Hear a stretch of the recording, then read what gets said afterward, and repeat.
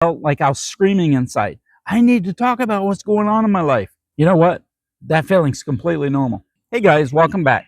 You know what's the cruelest irony of divorce after 50?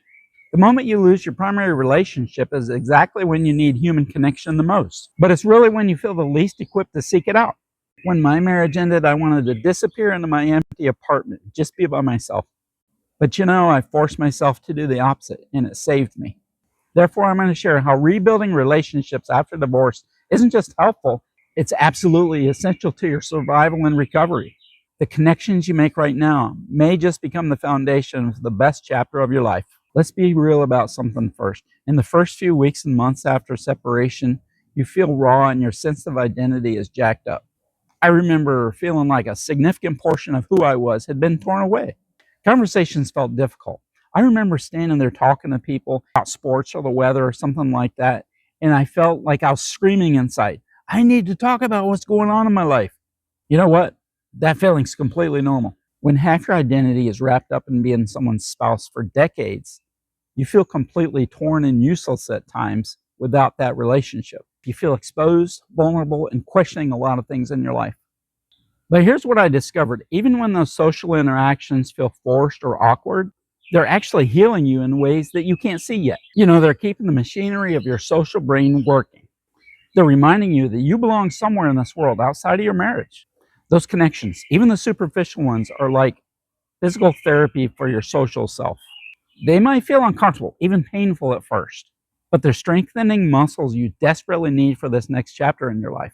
You know, after my divorce, there's nothing I wanted more than to leave work, go home, draw the curtains, draw the blinds, get in my bed, take a nap, and escape from the world, and just not have to answer questions or talk to people or make superficial conversation. I just kind of wanted to hide in my apartment. The apartment, it just felt safe. No one there to see my pain or ask awkward questions. But isolation, it does become a dangerous cycle.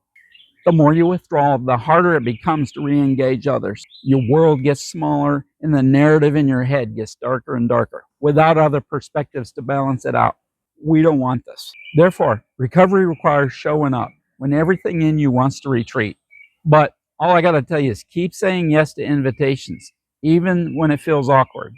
Keep trying and creating opportunities for connection, guys. Some of these connections or relationships or situations will click, some will not. I'm not even saying you have to be the life of the party. I'm saying show up and be present. Sometimes just being in the company of others does something to shift your brain chemistry so you're not feeling so isolated and you get a little more hopeful. Somehow, being in the company of others does something to adjust your brain chemistry and does remind you that you're not alone. Let me share some ways that I forced myself to connect when I didn't necessarily want to. The first one was something called Divorce Care. Now, this is a church-related group. They're held all over the country, and it's, like I said, it's a church-related group for people going through divorce. It's a support group, and it does help you to be in the room and kind of talk about some of the issues with divorce with other adults going through the same situation. Helps you realize you're not isolated and does have a healing factor in realizing you're not going through this alone. Another thing that I connected with, I stumbled into this weekly trivia night an old work friend had told me about, and I started going to this group on a weekly basis. Let me tell you, I'm terrible at trivia, atrocious in fact, but I kept going and I kept taking the awkward feeling and just ignoring it and forcing myself to show up.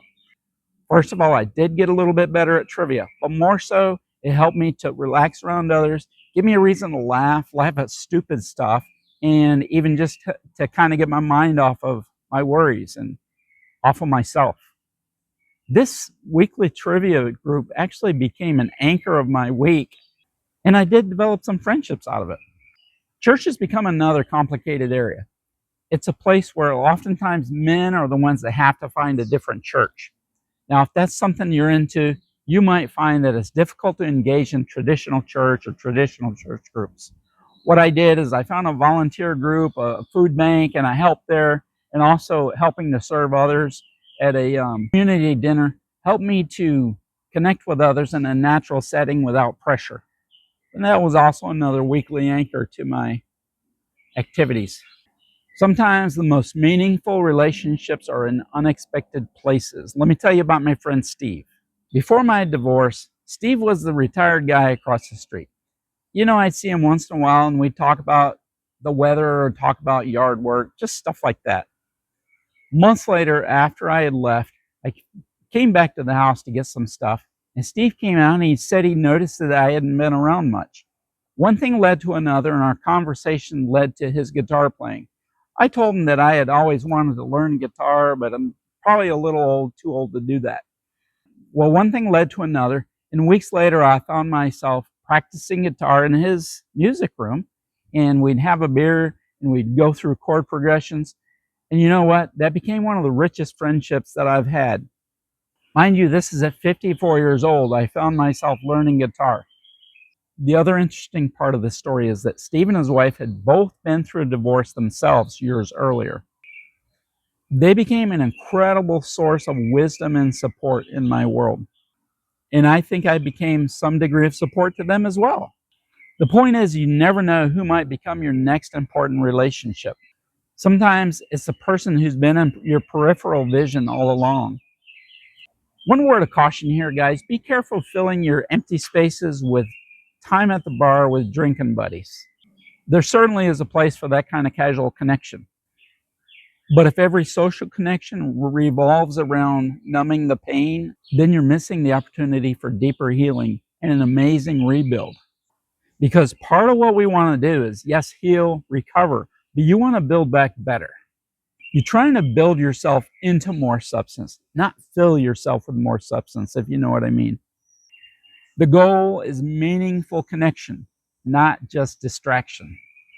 The takeaway is simple but crucial. Social connection and relationship building are absolutely essential to your recovery and rebuilding process here. Therefore, gentlemen, fight against every instinct to isolate at this time. Push back against the urge to go home and lock the door.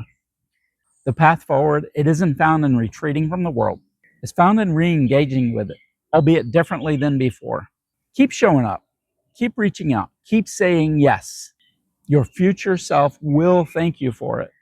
Until then, this is Glenn, and let's keep rebuilding stronger than before.